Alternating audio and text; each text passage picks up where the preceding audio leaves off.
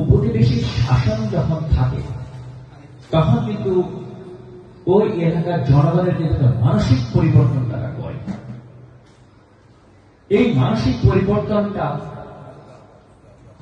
আমাদের মধ্যে ডিএনএর পরিবর্তন, চিন্তাধারার যে স্বাভাবিক ধারাবাহিকতা সেটাকে নষ্ট করে ফেলে। ব্রিটিশরা যখন এখানে আসলো তার আগে তারা কিন্তু একটা ছোট্ট দলকে এই উপমহাদেশে পাঠিয়েছিল, যেটাকে এক্সপিডিশন টিম বলে। ওনারা যে রিপোর্টটা দিয়েছিলেন সেই রিপোর্টের থেকে বাংলায় আমি একটু তর্জমা করে বা মূল কথাটা বলছি। উনি রিপোর্টে লিখেছিলেন নানিকে যে এই দেশটি, এই উপমহাদেশটি, ভারত উপমহাদেশটি কিন্তু খুবই সমৃদ্ধশালী, এদের কিন্তু খুব স্ট্রং সামাজিক বন্ডেজ, এরা কিন্তু নীতিগতভাবে অনেক নীতিবান এবং যথেষ্ট শিক্ষিত এবং সামাজিক। এদেরকে যদি আমাদের শাসন করতে হয় তাহলে এদের নৈতিকতা পরিবর্তন করতে হবে, এদের শিক্ষা ব্যবস্থাকে ভেঙে ফেলতে হবে, এদের মধ্যে যেন তার সামাজিকতা যেন না থাকে সেটার মধ্যে বিভাজন সৃষ্টি করে তাদেরকে ধ্বংস করতে হবে।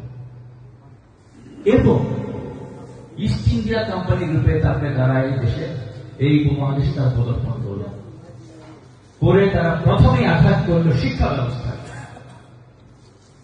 ইসলামিক মূল্যবোধকে তারা সবচেয়ে আগে আঘাত করল,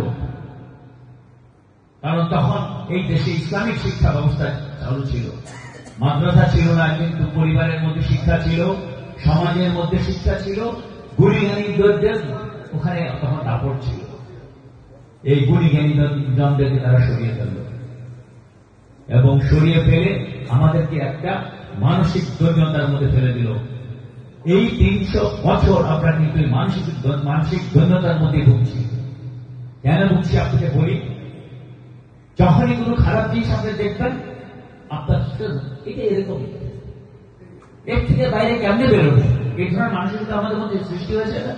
কোন ভুল জিনিসকে আমরা ভুল বলে আখ্যায়িত করতে দ্বিধান্বিত বোধ করি। কেন?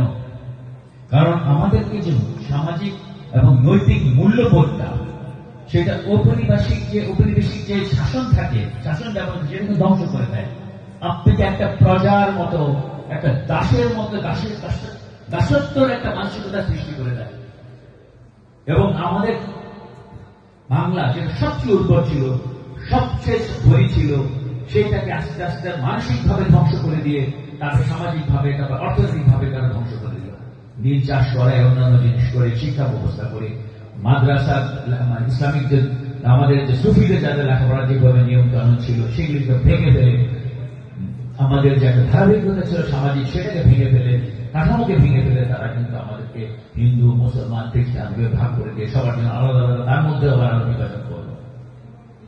এইভাবে করে আমাদেরকে কিন্তু একটা বিপথে নিয়ে চলে গেল। এরপরে আসলো দেশ ভেদাভ, পাকিস্তান হলো, ওখানে আবার বিভাজনের সৃষ্টি করলো। তার পূর্বে তারা বেঙ্গলকে, বাংলাকে বিভাগ করলো। তারপরে আবার পাকিস্তান থেকে বাংলাদেশ হলো। যখন বাংলাদেশ হলো তখন কিন্তু খুব সুবিধা হয়ে গেল আমাদের যারা উপনিবেশিক, কারণ ব্রিটিশরা কিন্তু যাওয়ার সময় তাদের এই শাসন ব্যবস্থা, তাদের এই দায়ভার, এই এলাকার দায়ভার দিয়ে গেল আমাদের বড় নেতাদের কাছে, ভারতের কাছে। এবং ওনারা কিন্তু ব্রিটিশের নিয়মের বাইরে কিন্তু যান নাই, এবং সেখান থেকে কিন্তু আমাদের ৭২-এর সংবিধানের অস্তিত্ব সৃষ্টি হয়। সেখান থেকে আমাদের যে আজকের যে ফ্যাসিস্ট সমস্যা সেটা কিন্তু সেখান থেকে সৃষ্টি হয়, কারণ ওই ধারাবাহিকতাই কিন্তু আমাদের সংবিধান তৈরি হয়েছিল।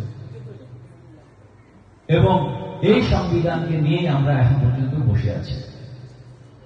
এই ধারাটা আপনাকে বলে দিলাম যে আমাদের মানসিকতা কিন্তু পরিবর্তন করতে হবে, কারণ এই সংবিধান নিয়েই আমাদের কিন্তু সবচেয়ে বড় সমস্যা। কারণ আমাদের ওই দাসত্বর যে সংবিধান, এই সংবিধান এই মানসিকতার কারণেই আমরা ধরে রাখছি।